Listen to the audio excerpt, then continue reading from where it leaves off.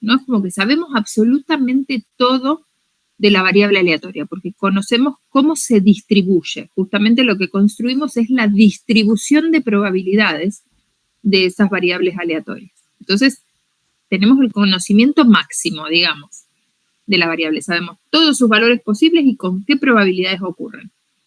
A veces resulta que esa información es como mucha para hacer una descripción de la variable aleatoria.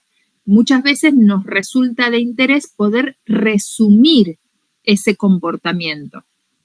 Y ese resumen de comportamiento, de alguna manera, sería como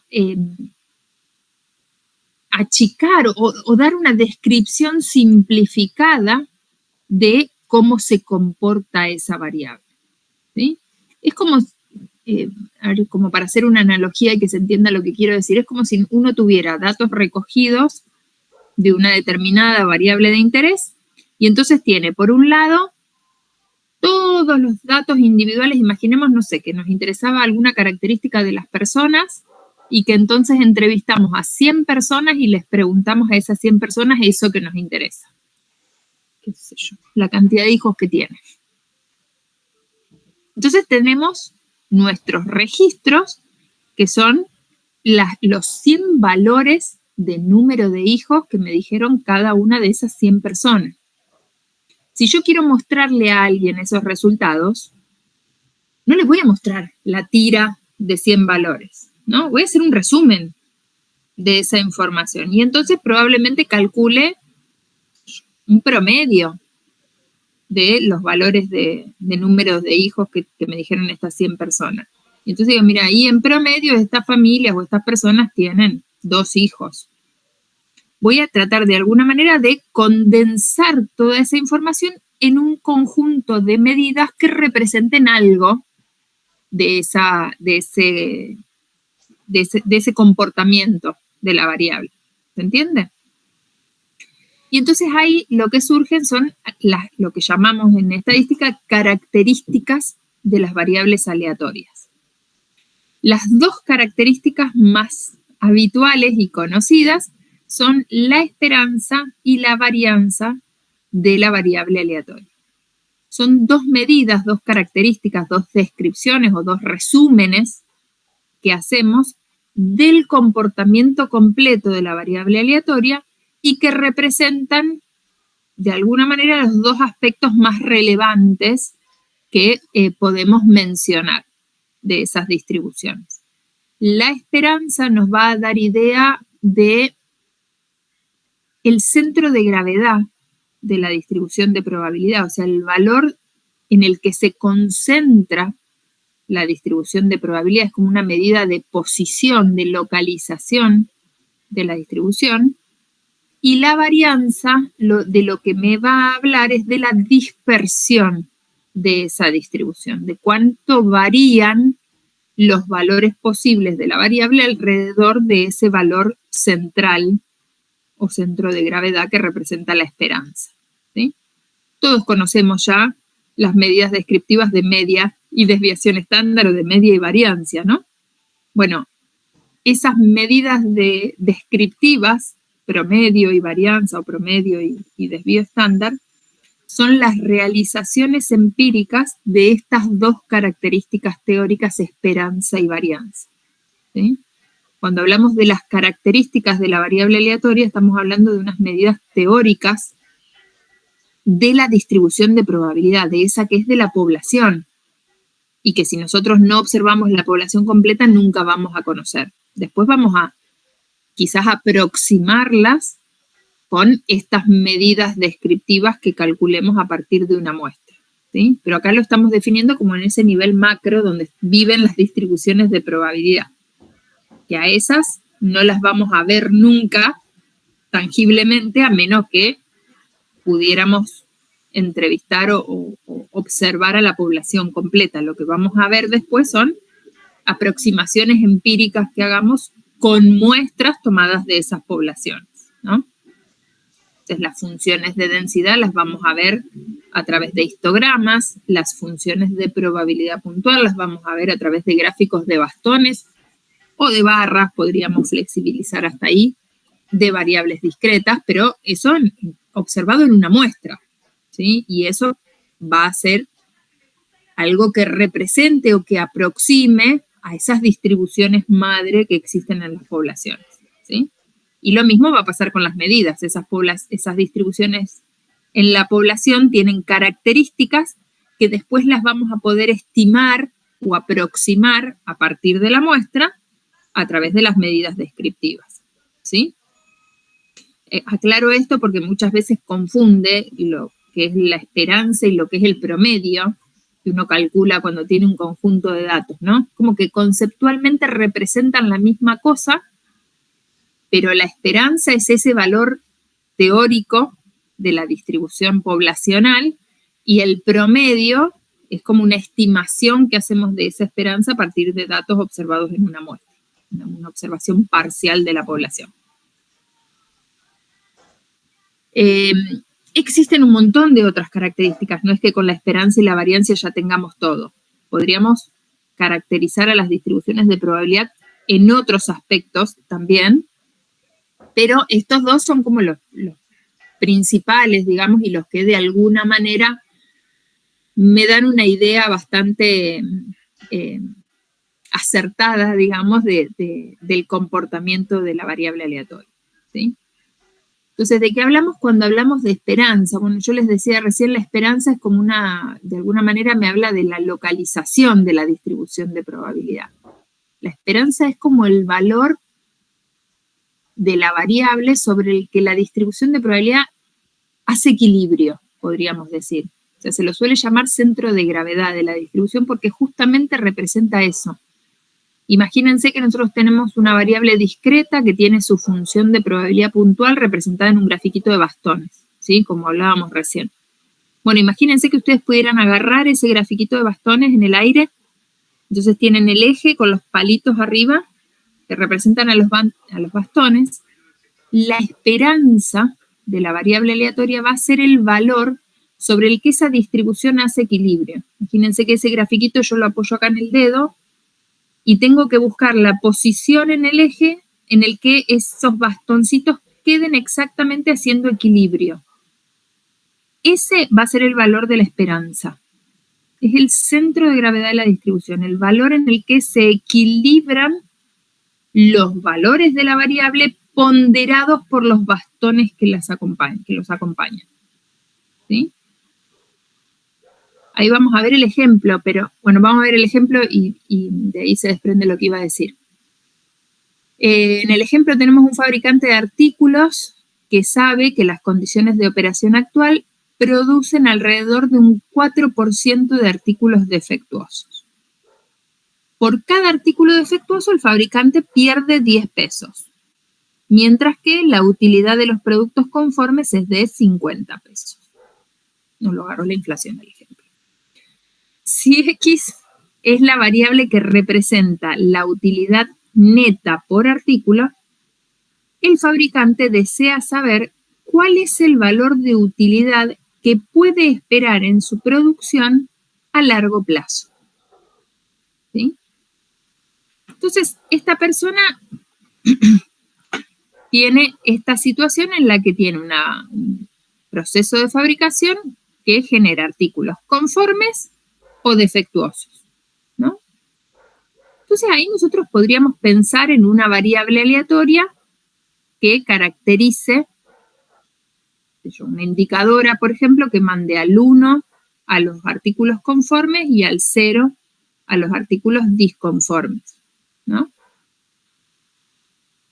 Pero lo que me interesa no es si el artículo es, o no solo es si el artículo es conforme o defectuoso, sino que me interesa la utilidad de esos artículos.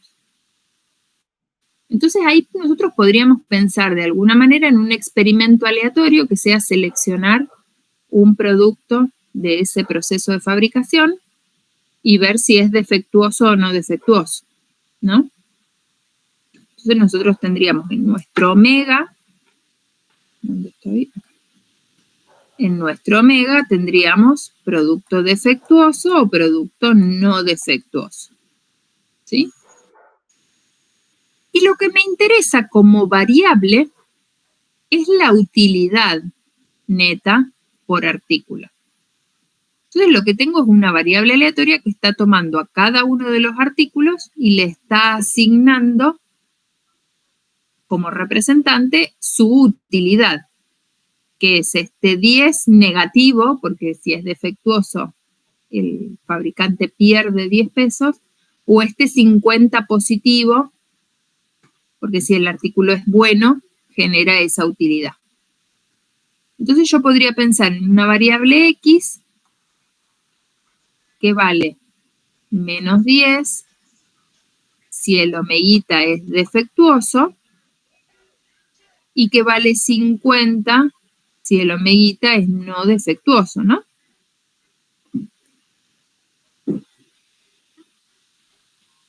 Entonces este fabricante resulta que algunas veces pierde 10 pesos y otras veces gana 50. Entonces su pregunta, claro, es lógica.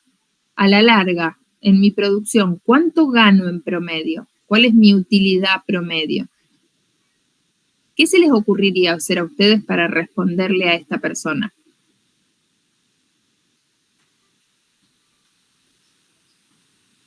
Esta X que definimos acá es una variable aleatoria ¿de qué tipo?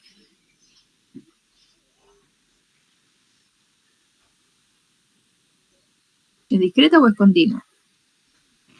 Es discreta. Discreta. Es discreta, ¿no? Porque tiene dos valores en su recorrido. El recorrido de X es el conjunto que tiene al menos 10 y al 50. ¿Ven que los valores no tienen por qué ser consecutivos ni nada por el estilo? Son cualesquiera. Los que tomen la variable, no cualesquiera. Bueno, pero si es una variable discreta, entonces tiene que tener asociada una función de probabilidad puntual, ¿no? X vale menos 10 o X vale 50.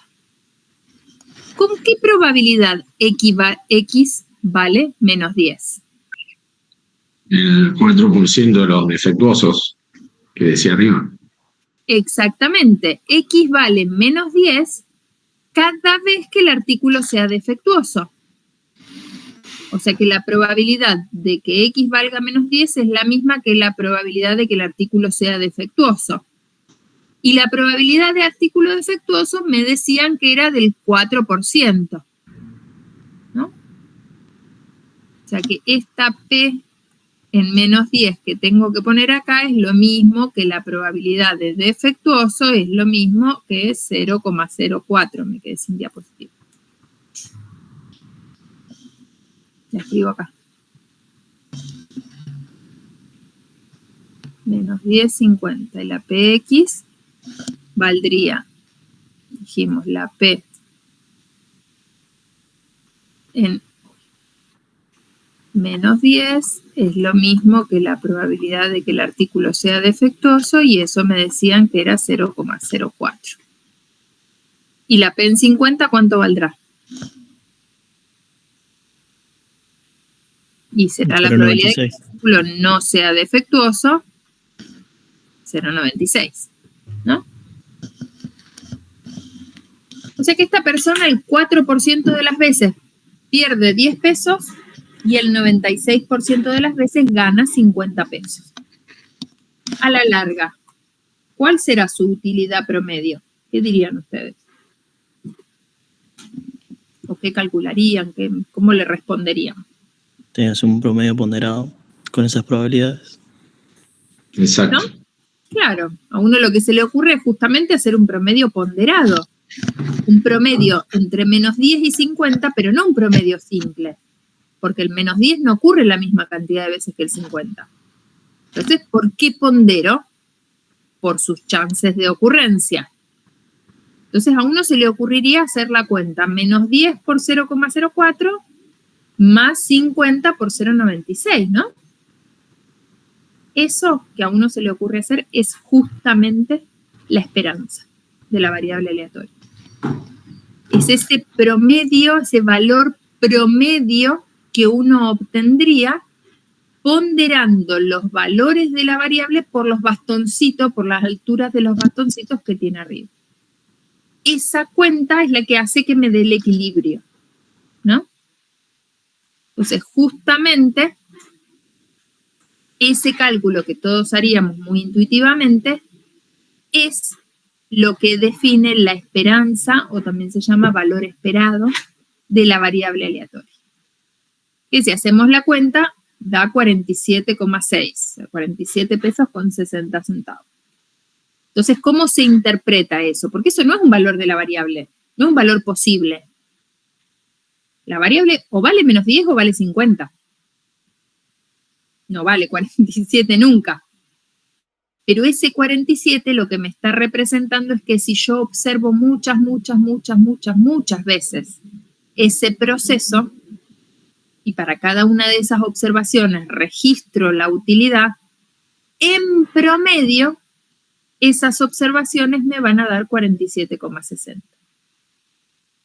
O sea, es el valor que se espera observar de la variable aleatoria en promedio a largo plazo.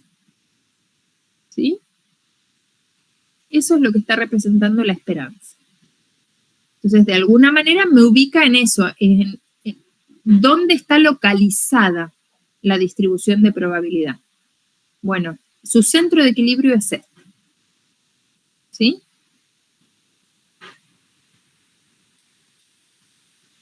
¿Cómo lo calculamos? Porque, bueno, acá nosotros dijimos, hacemos un promedio ponderado, ¿no? Hago esta cuenta. Bueno, en el caso discreto, la definición de esperanza es justamente ese promedio ponderado, promedio entre comillas. Voy a sumar los valores de la variable multiplicados por su probabilidad puntual a través de todo el recorrido de la variable. ¿Sí? Entonces, claro, si la variable tiene un recorrido finito, como el que vimos recién en el ejemplo, esta cuenta termina siendo una suma finita. Existe siempre. Pero puede pasar que este recorrido sea infinito no numerable. Sea infinito numerable. La variable sigue siendo discreta, pero este recorrido es infinito. Y la suma ordinaria, como la conocemos, suma cantidades finitas de términos. Si tengo suma de una cantidad infinita de términos, ya no tengo una suma, tengo una serie como objeto matemático. Y las series numéricas pueden ser convergentes o divergentes. Entonces, la esperanza de una variable aleatoria discreta se define en forma genérica como la serie de los valores de la variable multiplicados por sus probabilidades, siempre y cuando esta serie sea absolutamente convergente. O sea, se le impone una condición de existencia porque justamente podría pasar que esta serie infinita sea divergente y en ese caso no existe esperanza. ¿Sí? Esto para explicar, digamos, el tecnicismo con el que está escrito la definición. Para todos los casos que nosotros vamos a trabajar, para las distribuciones más usuales que se presentan en la práctica, la esperanza siempre existe. Entonces no nos vamos a preocupar demasiado por la condición de existencia, pero bueno, para definirla hay que hacerlo correctamente. Pero lo que sí puede pasar es que en algunos casos el cálculo de la esperanza no sea una suma ordinaria, sino que sea una serie, que haya que analizar y obtener su suma como límite, ¿no? Bueno, profesora, sí. Perdón, y en el caso que sea divergente, ¿cuál sería la característica que utilizaría? No, son distribuciones raras, digamos, que no tienen esperanza. Y si no tienen esperanza, vamos a ver después que tampoco tienen las otras características. No las podemos describir de esa manera. Por supuesto que a nivel descriptivo, después si uno toma datos de esas distribuciones, los promedios los puede calcular, porque una muestra de datos de esas observaciones siempre va a ser una muestra finita. Entonces, las medidas descriptivas las vamos a poder obtener, pero estas distribuciones carecen de características finitas. No tienen esperanza ni varianza. Que son, después podemos ver si queda tiempo, ejemplos, pues es como que es algo que va contra la intuición, contra el sentido común, porque uno ve, hay una distribución por ejemplo, que no tiene esperanza, que es la distribución de Cauchy, no sé si la han escuchado nombrar, que si uno la dibuja es muy parecida a la normal, es una distribución de tipo campanular exactamente como la normal, pero tiene la particularidad de que las colas son como más pesadas. No, la tasa de decrecimiento de las colas no es tan rápida como la normal, son más pesadas. Y esa pesadez que tienen las colas hace que no converja. No converja, me cuesta conjugar el verbo converger. Que no sea convergente, la integral. Entonces uno la ve dibujada y dice, pero tiene centro de gravedad, porque es una campanita simétrica alrededor del cero. O sea, ese es su centro de gravedad. Pero no se condice con el cálculo que define a la esperanza. ¿Sí?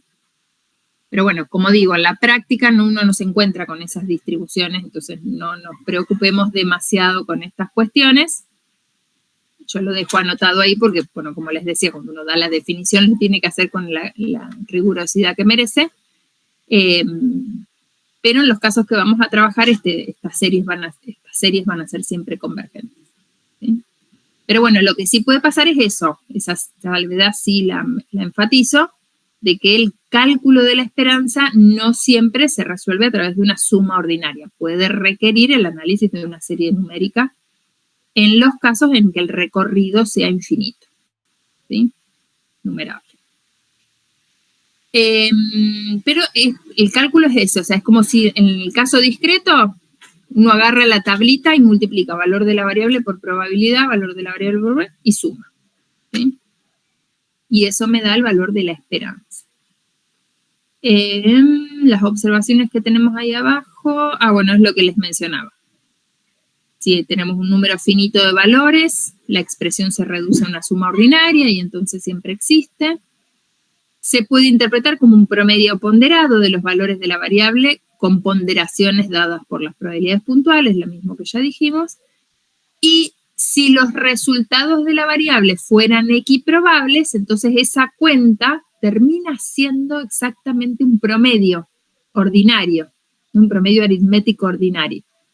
O sea que ahí coincidiría con lo que todos calculamos cuando calculamos un promedio, ¿sí? Pero solo en el caso en el que estas P que están multiplicando acá fueran todas iguales, todos los valores de la variable fueran equiprobables, ¿sí? Profe, le voy a hacer una pregunta, no sé si pregunto una pavada. No hay pavadas, pregunte tranquila. Estamos trabajando acá con poblaciones completas, sería, no con muestras. Claro, todo esto que estamos haciendo lo estamos definiendo a nivel poblacional. Perfecto. Nosotros estamos caracterizando a la variable aleatoria. La variable aleatoria con todos sus valores posibles. Estamos pensando en la variable a nivel poblacional. Después, cuando uno tome una muestra, lo que va a observar son algunos de esos valores. Y con esa información calculará cosas, analizará, habrá lo que tenga que hacer. Pero acá lo que estamos haciendo es como describiendo el comportamiento en probabilidad de la variable. Si yo la pudiera observar en todos y cada una de las unidades de la población, lo que vería es esa distribución de probabilidad teórica, que tiene esta esperanza y tiene su varianza y las características que vamos a ver, ¿sí? Pero claro, esto después en la práctica no lo vamos a conocer. La esperanza, el valor de la esperanza, en la práctica no lo podríamos calcular, a menos que censáramos a la población completa. Lo que vamos a hacer después es estimar ese valor desconocido a partir de una muestra, ¿sí? Voy a observar la variable en un subconjunto de la población y con esa información que me provee la población voy a tratar de dar un valor, de adivinar, de aproximar un valor para este parámetro desconocido de esperanza, ¿sí? Claro, o sea que en definitiva vamos a estar calculando en una muestra finita. Claro, todo lo descriptivo siempre es una muestra finita. Por lo tanto, ahí no vamos a poder tener la divergencia nunca. Si estamos no, claro, esto de la divergencia lo vamos a nos puede aparecer cuando uno haga el estudio poblacional de las variables aleatorias. Después, cuando veamos los modelos, vamos a ver en qué caso nos encontramos con esto. Pero en la práctica vos no vas a calcular la esperanza, nunca. En la práctica vos vas a calcular el promedio. Y eso va a ser sobre una muestra finita. Y ese promedio, vos, si tu muestra es representativa y todas las cosas que van a venir después, vas a decir que es una aproximación de este valor de esperanza poblacional que no conoces porque no pudiste entrevistar a la población completa. Pero vas a confiar en que tu muestra está representando bien a esa población completa y entonces el promedio que tenés en la muestra debe estar cerquita de ese valor de esperanza poblacional desconocido. ¿Se entiende? Ese es como el camino. Bien. Lo que van a ver la semana que viene, el fin de semana que viene, justamente son métodos de estimación. Son diferentes formas en las que uno puede tomar esa información muestral para estimar estos valores que en la práctica van a ser desconocidos. ¿Sí? Entonces, hay diferentes formas de estimar, diferentes métodos de estimación. Algunos sirven más unas veces, otros sirven más otras veces. Pero bueno, van a ser como un repaso de esos métodos de estimación.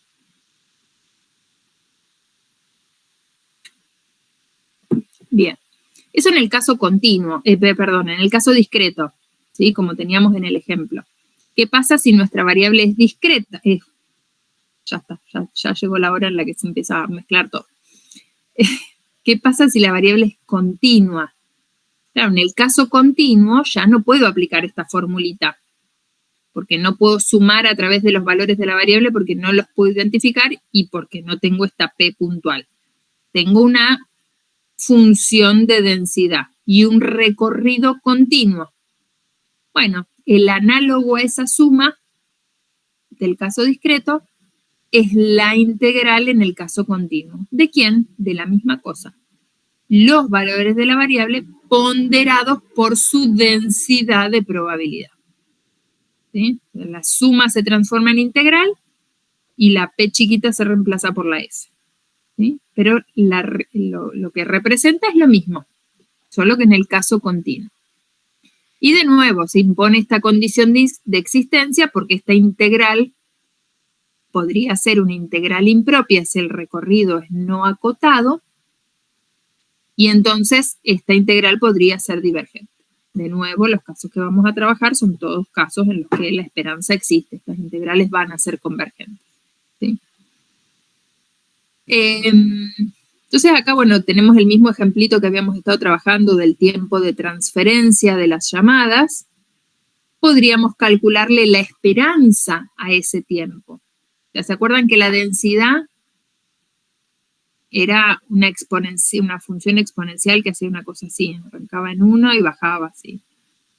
Entonces esto lo que me dice es que la variable aleatoria puede tomar cualquier valor en todo este intervalo con estas probabilidades de ocurrencia.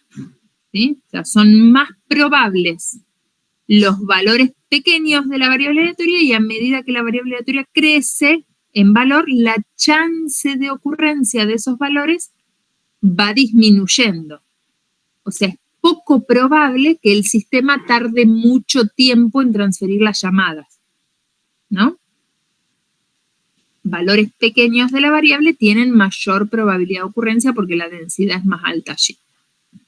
Bueno, pero resulta que mi variable aleatoria puede valer cualquier valor entre 0 y más infinito. Está bien, son más probables los valores pequeños que los valores altos, pero es como que me quedo corto con esa descripción. Podría yo caracterizar toda esta cosa con la esperanza y decir cuál es el valor en el que hace centro, se concentra mi distribución de probabilidad. Bueno, le calculo la esperanza, hago la integral, sería entre menos infinito y más infinito. Pero entre menos infinito y 0 la densidad valía 0, o sea que esa parte se me anula.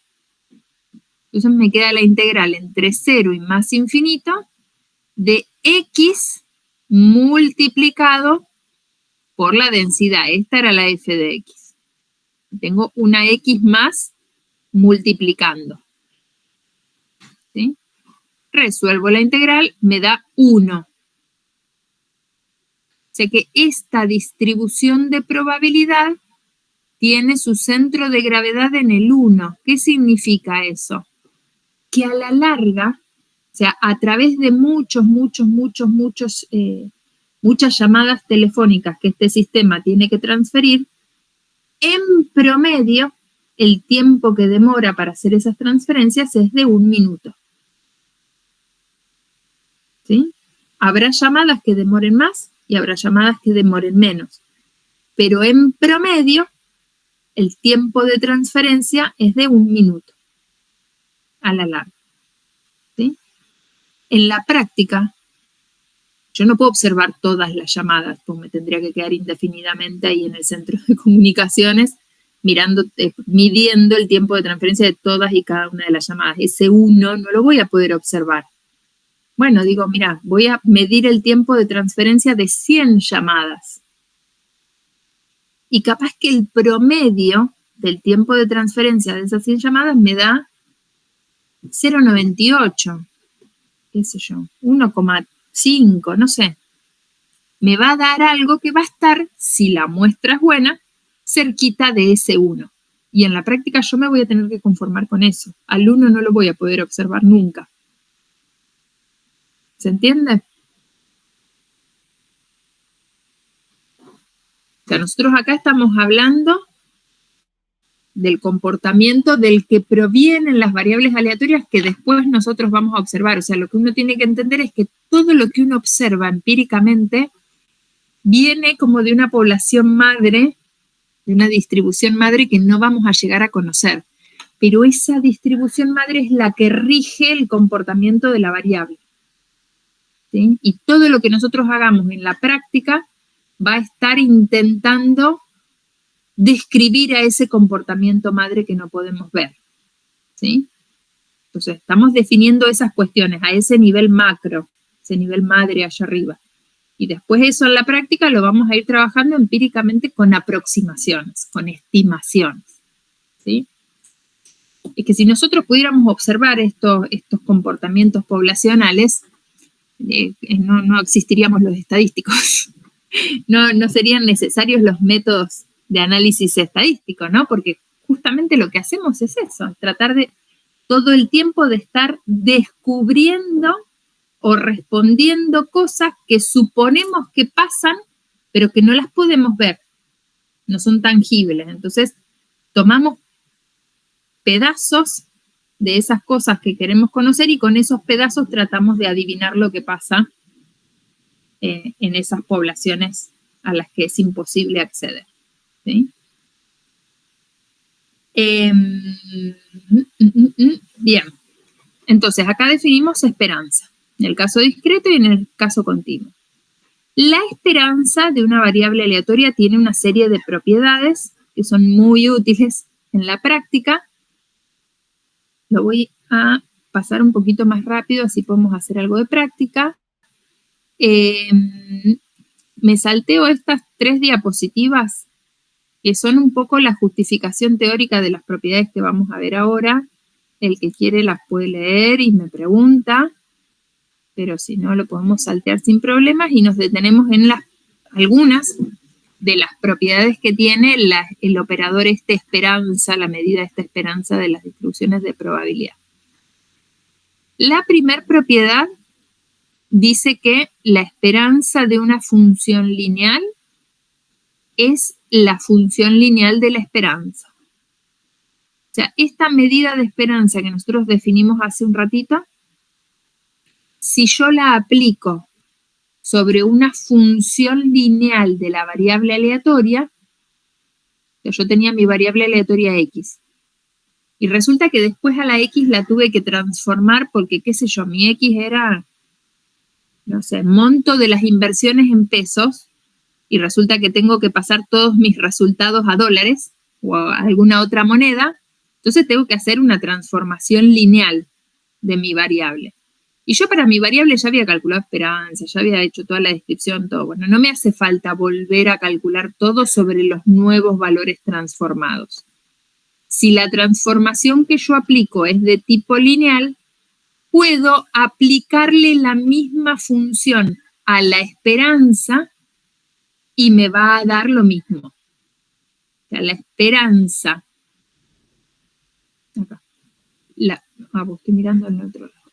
La esperanza de una función lineal de X es lo mismo que la función lineal de la esperanza. O sea, como que el operador esperanza se mete como si fuera distributiva adentro de la función lineal.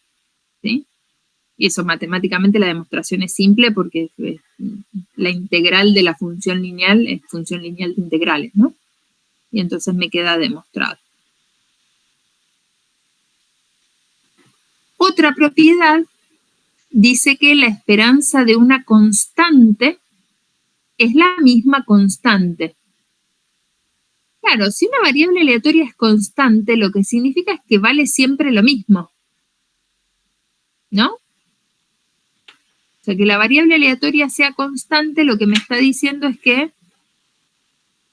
yo tenía mi omega original y todos los omeguitas del omega fueron a parar todos al mismo valor.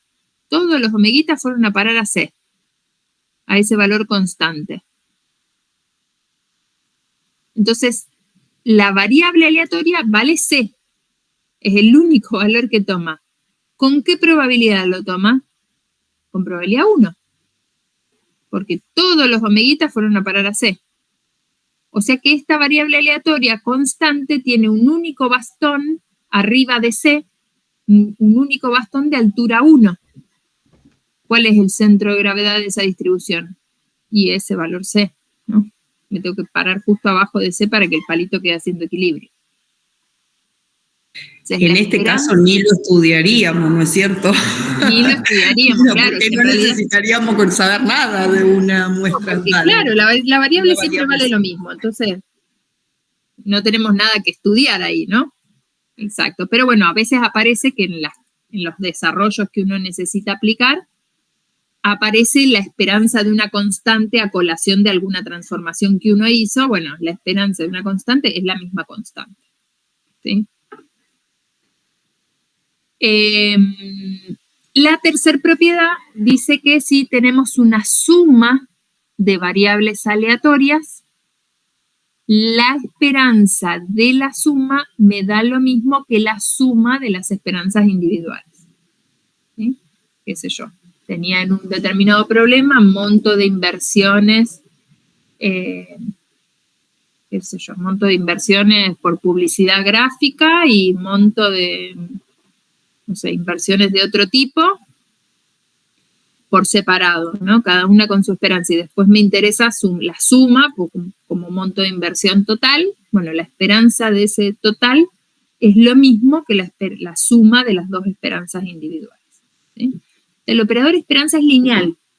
Lo podemos aplicar a las transformaciones de tipo lineal.